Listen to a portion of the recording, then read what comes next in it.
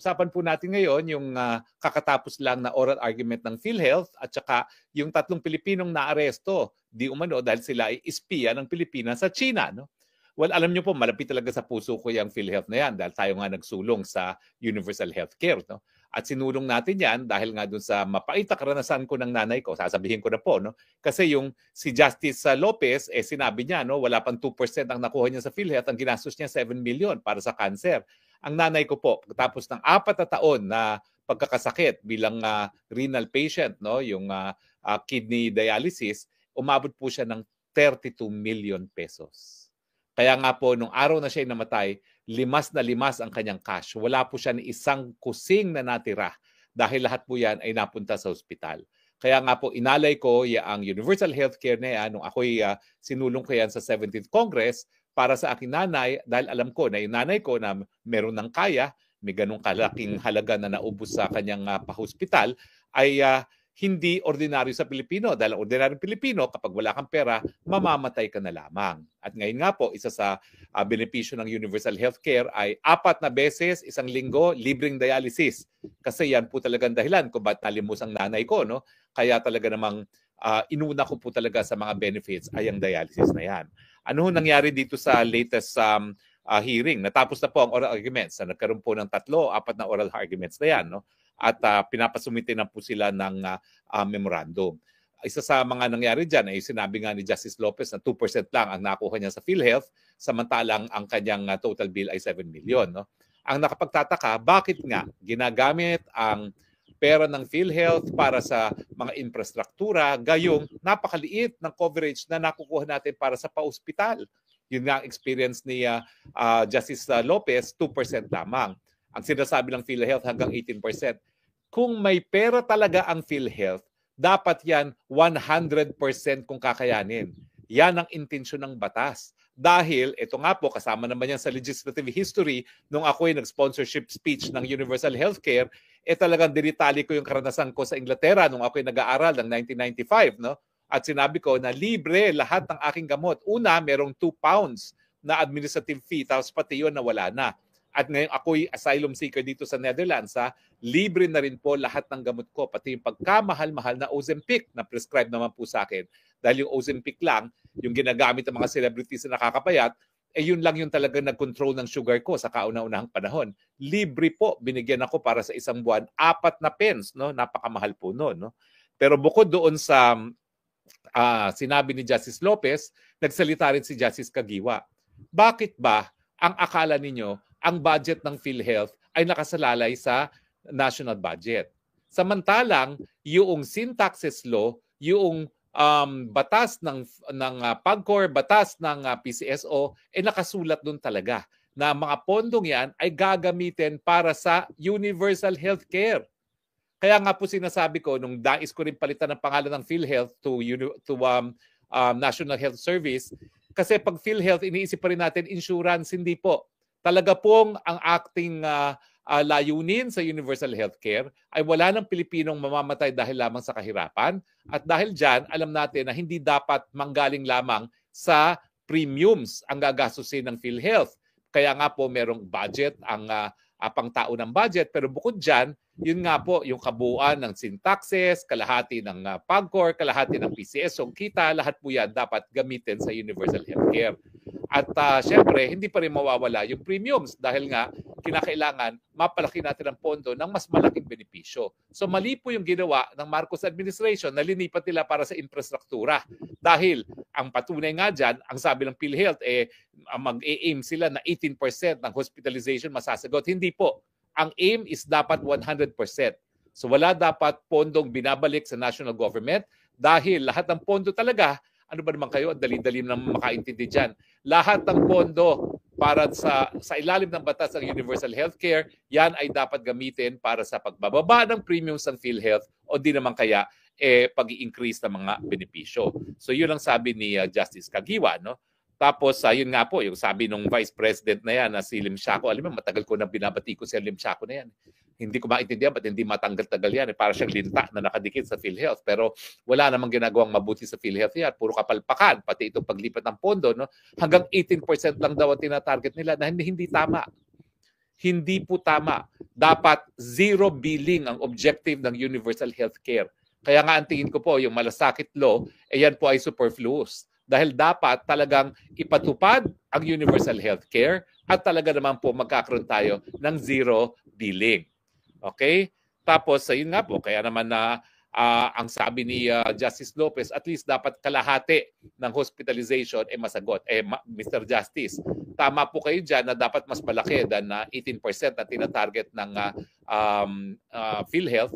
Pero ang ating layunin po, nung ating ipinasayan, dapat 100% billing sagot ng PhilHealth. Gaya po dito ngayon sa Netherlands.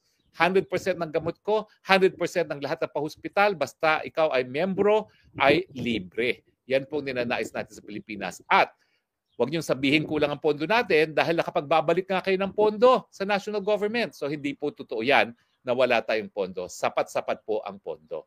Ulitin ko lang po ha, hindi po para sa mga buwaya yung universal healthcare na ating ipinasayan.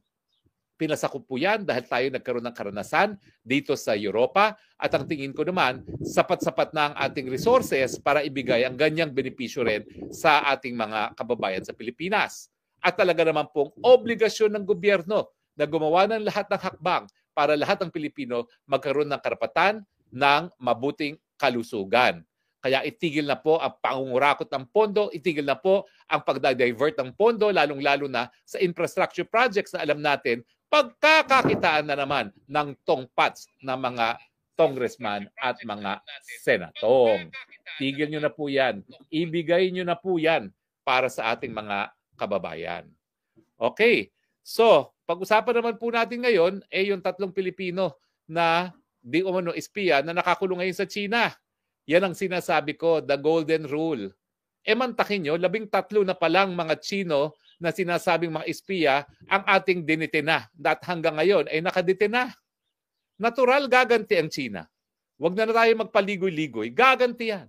Sa tingin ng China, hindi mga espiya yung 13 mga national niya na ikinulong natin bilang mga espiya dahil ang alam ko dyan, for instance, yung isa na sa Mindanao, no, nagtatrabaho talaga siya sa isang parang app, no, na parang Waze. At talaga namang yung isa naman ang nahuli sa kanya mga hindi naman high-tech listening devices, mga ordinaryong devices lang na ginagamit sa construction company, no? So talagang hindi rin kapanipaniwala yung binibintang natin sa mga nahuhuli nating mga Chino na espiya sila. Ang problema, no less than yung ating Secretary of National Defense, si Gibo Teodoro, nagsasabi na may batas daw sa China na lahat ng Chino ay espiya. Sus Mariosep, kung lahat ng Chino ay espiya, saan naman tayo kukuha ng sapat na kulungan para ikulong ang 1.4 billion ng mga Chino na sang-ayon kay Secretary Gibo Teodoro ay mga espiya ng China? Kalokohan po yan. Ayan, ginantihan tayo ng China. Anong masasabi natin? Paano natin mapapalabas ngayon yung mga kababayan natin? Ako naman hindi naniniwala talaga na espiya sila ng Pilipinas dahil wala naman tayong kakayahan para mag-espiya sa China, no? Hello? Ano espiyahan natin? Kain lang tayo ng dimsum, kain lang tayo ng siomay, no? Hello? At saka minsan, Peking duck, yun na yun. Siguro espiyahin natin anong secret recipe nila, bakit mas malutong yung Peking duck. Hanggang dun lang tayo. Ginantihan po talaga tayo dyan. At ang mensahe, huwag kayong gagawa ng kahit ano laban sa aming mga nationals na ayaw niyong gawin namin sa inyong mga nationals. Paano yan? Habang nakakulong indefinitely yung mga Chino na inaakusa natin na mga espiya, ganun din ang gagawin nila sa Pilipino. At mas marami pa silang huhulihin kung hindi natin ititigil itong xenophobia na ito na binabansagan natin na lahat ng Chino ay mga espiya.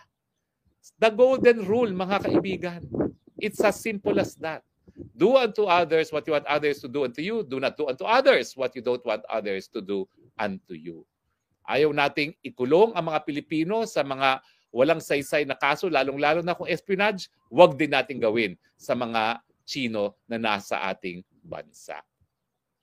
Well, yun naman po aking mga punto de vista lamang at syempre kanya-kanya tayong punto de vista. Hindi naman tayo lahat required na sumang-ayon sa ating mga pinagsasabi, pero importante rin po na lahat ng punto de vista pakinggan. Dahil lahat naman tayo naghahanap ng katotohanan, lahat tayo naghahanap ng solusyon sa ating pang-araw-araw na problema. Kaya po, let a million flowers bloom, huwag supilin ang malayang pananalita. Maraming salamat po ha sa inyong patuloy na pagtangkilik. At okay lang po ako sa mga nagwo-worry dyan na hindi ako nakasama as legal counsel. Okay lang po ako. Dahil sa totoo lang, talagang mahirap maging asylum seeker. Sa katunayan po ay patuloy ko naman pong inaasikaso pa yung aking asylum application. At anyway, hindi naman po yan permanente. Siguro pag yan ay natapos na at nagkaroon ng linaw, pwede pa rin tayong sumapi dyan. So wag po kayo mag-alala. Wala po tayong problema.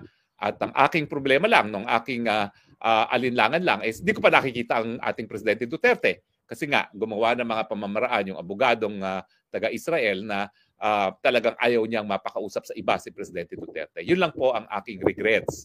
Dahil ako naman, nasira ang buhay ko, ako po'y persecuted, hindi naman po dahil sa aking kagagawan, kundi dahil sa aking pinatunayan ko ng loyalty sa mga Duterte at hindi po ako nagsusisi. So wag po kayo mag-alala. Okay lang po si Harry Roque. We're a big man. Maraming salamat po sa inyong patuloy na pagtangkilik ha. At sa muling pagkikita natin, ito po inyong spokeshari na nagsasabing, I love you Philippines. You're the only country that I have. You're the only country that I love. And God bless the Philippines.